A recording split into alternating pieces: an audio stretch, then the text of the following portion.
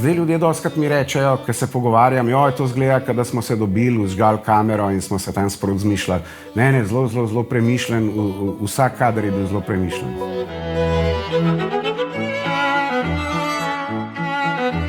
Vaje so potekale zame malo drugače, mogoče kot za ostale, ker sem bil v Kanadi še takrat. Po Zoomu sem prebral tekst in rekel ne, to preberi tako. Sem prebral tako in rekel ne, preberi tako. In potem sva drilala, dokler nisem prebral tako, kar si je on zamislil. Mi je bilo ful všeč pri tej pripravi, zato ker sta oba vedela točno, kaj ta Patrik je. Pri nobenemu drugemu projektu nisem imel toliko, mi ni bilo toliko jasen, kaj ta lik ne bi bil. Po mojem najboljš, da jo pokličeš, pa se zmenita. Ne bom je klical, jaz si popolnoma zaupam.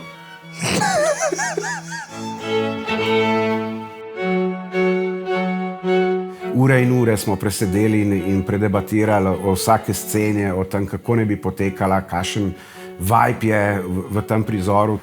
Zdaj sem jo par dni pustil v premieri, da malo zadiha. Danes pa ne moremo obljubiti, da bomo. Ja, igralcem so nekako probala razložiti, da delamo cringe komedijo. Jaz bi tu nekako prevedel, da je tu komedija, ki je tebe sram, ki gledaš, da se ti zraven v te scene. Po najnem videnju se tudi tako doseže, da je na prvem mestu igra realna. Zato, ker če igrajo realno in potem pride neka osramotitev za nek lik, ti tudi čutiš to osramotitev, ker je bilo vse do zdaj tako realno. Prepoznal si to situacijo iz trgovine, iz šihta, tako znano ti je. Če pa je tu vse nekaj pretirano in da se vsi pačijo, se pa zgubi ta čar. Tudi pol, ko pride ta šamar več ne zaboli, več ne udar, ker je bilo že vse prej toliko potencirano, da se je izgubil se je ta build-up. Ne bom pozabila pa prve scene, ko smo jo snimali. Karkoli sem naredila, ni bilo dobro. In pa mi je rekel, pa dobro, nehajte igrati. Zdaj ga čak malo. Kaj pa naj zdaj naredim? Jaz sem igralka. V redu, naj bom pa nehala igrati. In pa je bil pa zadovoljen.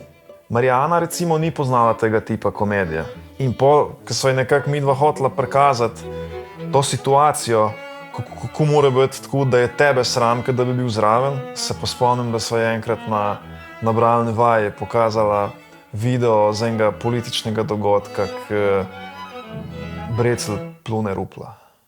Na Filozofski fakulteti v Ljubljani predaval kurs z enakim naslovom. Kirjevec je v času svojega življenja Nikoli nisva delala razlike med profi igralce pa med nešolanimi igralce. Zmer sva v bistvu zbirala zgolj po tem, koliko imajo one talenta v igre in potem, koliko midva mislva, da one štekajo ta tip komedije. Ne štekaš, no, se vsem kurac, brez veze. Okay.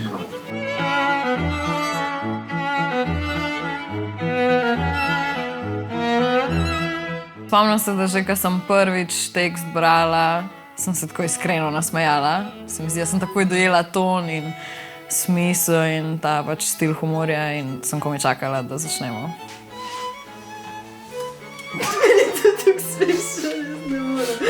Moje vaje pred snemanjem serije so izgledale tako, da me je Štef večkrat tedensko obiskal na domu. Smer se. In sva pač brala in preigravala tekste. To se je znalo kar zavleči. Se ti greš tega, ne? A te moti, če šampirček spijem tle? Štefov glavni napotek glede igre je bil, da ne igramo. Se pravi, da smo čim bolj pristni, da govorimo tako, kot mi govorimo v svojem narečju, v svojem slengu. Dej malo dodej neke pizda svoje medmete, svoj način govora, tako sterilno je, mogoče me zato malo mote. Nobenega pretiravanja, nič glumatanja. Ja, hotel je ta realizem, kakor jaz to, no, razumem. Naravna igra, torej, da sem tako, kot sem, da ne igram. Notranja igra v bistvu, ne toliko na ven, ker jaz sem bolj navajen tega ampak ne, bolj. V bistvu resno na nek način, ja. Jaz imam feeling, da nekateri igralci v Sloveniji, ki slišijo besedo komedija, začnejo toliko pretiravati v igri, da s tem ubijajo vso komedijo. Jaz sem zelo kristalno jasno razumel navodila režiserja, ki je bil predvsem do mene usmerjen z manj, Tines, manj, ne, zniži to. Ker vsak reče, se to je najlažje, pač si prideš in si sproščen, naraven pa je, ampak poke pa začneš snemati, pa ugotoviš, da je to v bistvu najtežje. In komedija pride iz situacije in iz dobro napisanega scenarija, ne iz tega, da se ti pačeš, pizda. In tu smo se največ pogovarjali z igralci.